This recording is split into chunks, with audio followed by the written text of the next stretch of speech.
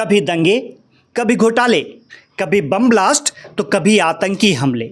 2014 से पहले भारत विकास से कोसों दूर इन परेशानियों को झेलता आ रहा था। जैसे हर अंधेरी रात की सुबह होती है, उसी प्रकार हमारे राष्ट्र में भी 2014 में मोदी जी के रूप में राष्ट्र में सूर्योदय हुआ और भारत विकास एवं जन कल्याण के पथ पर आगे चलने लगा। पीएम मोदी ने हर मोर्चे पर भारत को न केवल संभाला बल्कि एक ऐसे सशक्त भारत की नींव रखी जिसे वर्षों तक कोई हिला नहीं सकता है। पूर्व की सरकारों में राम मंदिर को केवल चुनावी मुद्दा बनाया गया था और सनातन की आस्था को नज़रअंदाज किया गया था।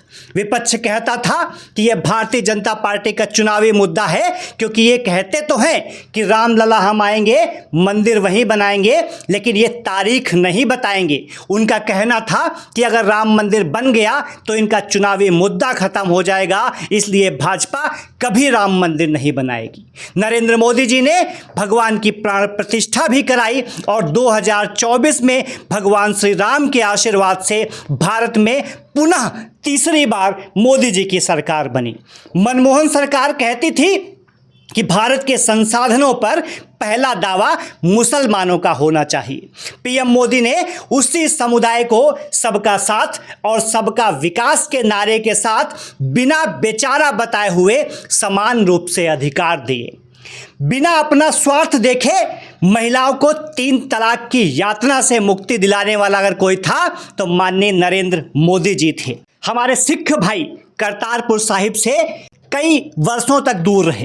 कारण रहा नेहरू जी की दूरदर्शिता का अभाव। उनकी दूरदर्शिता के अभाव की वजह से ही करतारपुर साहिब पाकिस्तान में चला गया और भारत की सीमा से इसकी दूरी लगभग 5 किलोमीटर के आसपास है। नरेंद्र मोदी जी ने 9 नवंबर 2019 जिस दिन गुरु नानक देव जी की 550वीं जयंती थी, उस दिन करतारपुर कॉरिडोर सिख समुदाय के लोगों को सौंप दिया और अब वो आसानी से करतारपुर साहिब बिना वीजा के पाकिस्तान में जा करके दर्शन कर सकते हैं।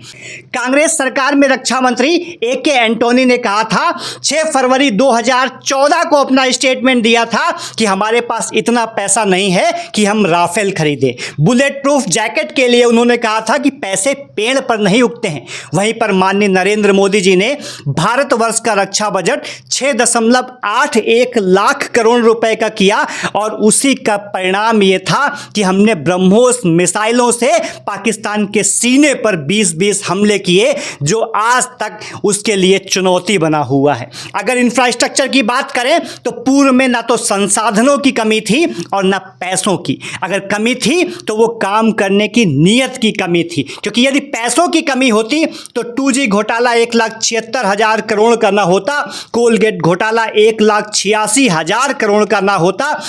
हमारे सरकार में नितिन गडकरी जी कहते हैं पैसे की कोई कमी नहीं है मेरे पास। मैं लाखों करोड़ की बात करता हूं, एक पत्रकार मुझे बोल दे मैं तो 200, 400, 500, 1000 करोड़ के काम को जाते ही नहीं। बोलता हूं जनरल साहब को आप चले जाओ, मैं 5,000, 6,000, 10,000, 15,000, 1 लाख करोड़ का रोड बना रहा हूं दिल्ली मुंबई। 2014 से पूर्व भारतवर्ष में रोड का जो नेटवर्क था वो 92,851 किलोमीटर था, लेकिन भारतीय जनता पार्टी में नरेंद्र मोदी जी की सरकार ने यह जो रेल सड़क का नेटवर्क है उसको 1,46,000 किलोमीटर से भी ऊपर का कर दिया है। जहां पर 2014 से पूर्व केवल 33% रेलवे का विद्युतीकरण हुआ था, वहीं रेलवे का विद्युतीकरण अब 90% से ऊपर पहुंच चुका है। पहले 65,000 किलोमीटर रेलवे का नेटवर्क था, उस नेटवर्क को बढ़ाकर 1,28,000 किलोमीटर किया जा चुका है। यानी अगर नीयत साफ हो तो तरक्की अपने आप कदम चूमती है।